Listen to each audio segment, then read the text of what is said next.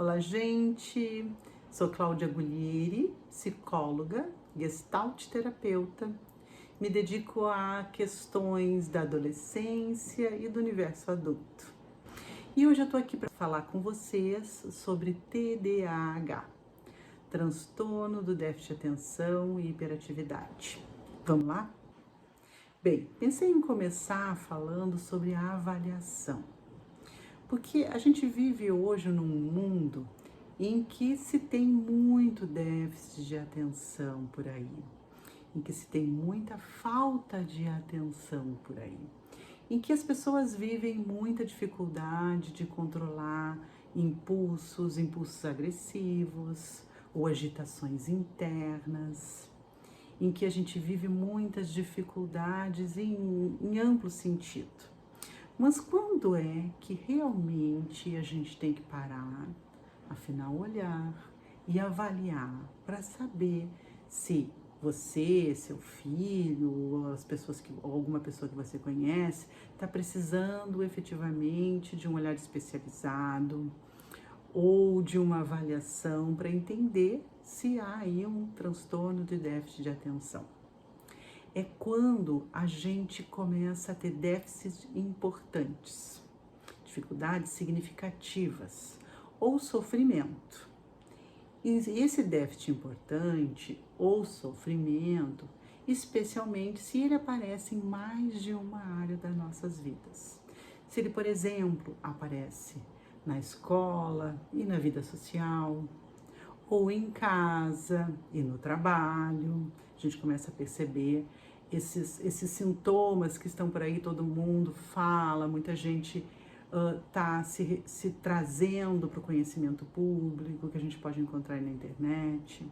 É nesses momentos, quando a gente chega nesse lugar de ter esse sofrimento ou déficit ou prejuízo importante, que a gente precisa parar e avaliar. Uma questão bastante importante é entender que o TDAH, ele pode ser, porque eu vejo essa confusão acontecer muito nas pessoas que me procuram.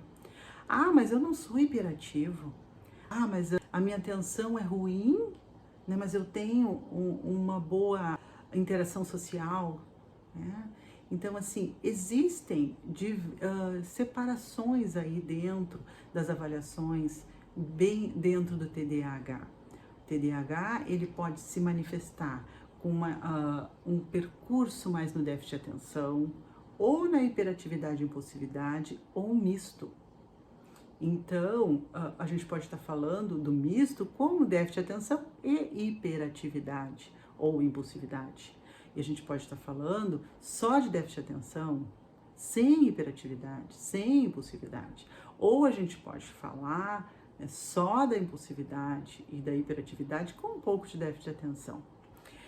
Que eu percebo que nas crianças a gente percebe muito mais a impulsividade, que ela se destaca, e a hiperatividade, quando a gente está falando do misto. E com o passar do tempo, essa hiperatividade, essa impulsividade vai ficando mais controlada, porque vai se aprendendo a fazer esse controle, e aí vai se destacando mais o déficit de atenção realmente. Tá? Então, assim, é importante estar atento a isso também. Tá? Como é o trabalho que eu desenvolvo dentro da minha abordagem terapêutica, que é a Gestalt terapia? Em primeiro lugar, eu não perco o fundo teórico, o aporte teórico da Gestalt terapia.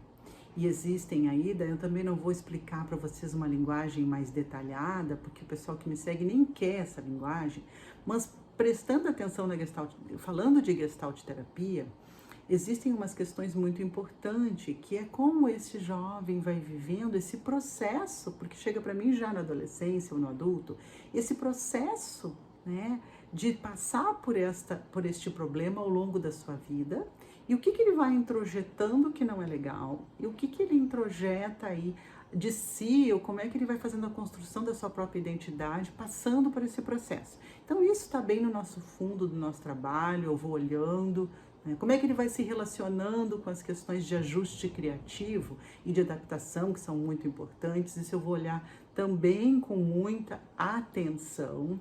Mas existe na Gestalt terapia, e aí que eu acho que uso a Gestalt terapia, mas adapto a outras abordagens conceituais também, né, que são muito da neuropsicologia, que é o trabalho com as técnicas, os tipos de exercícios especializados ou que são muito focados nesse tipo de problema.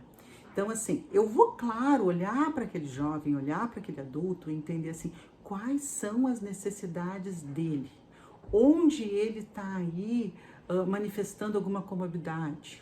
É nas funções executivas, é na questão sensorial, na relação com o corpo, onde é que isso vai aparecendo para aquela pessoa, para aquele jovem que está comigo. E aí eu vou elegendo o tipo de trabalho que eu vou fazer, que vai compor fala, que vai compor técnicas mais elaboradas da Gestalt terapia, que vai compor, claro, trabalho com jogos, dinâmicas, para, por exemplo, exercitar funções executivas importantes, figura e fundo, como se conectar com o ambiente, ou como gerenciar a sua atenção, né? Como se organizar na sua própria vida.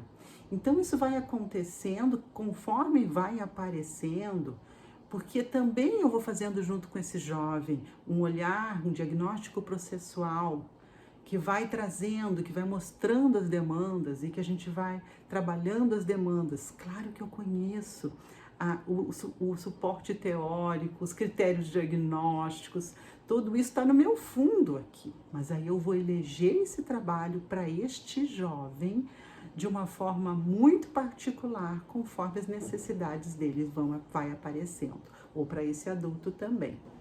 Então, é um pouquinho disso que eu faço, trazendo meu fundo, as importantes teorias da Gestalt terapia, que são super valiosas para fazer esse trabalho, porque tem muita coisa aí que a Gestalt oferece, de técnicas, exercícios e atividades que podem ser super explorados, tipo até o trabalho com música, que é super explorado na Gestalt terapia, a corporalidade, que é muito explorado na Gestalt terapia, e as técnicas mais específicas para trabalhar as funções aí que estão em déficit.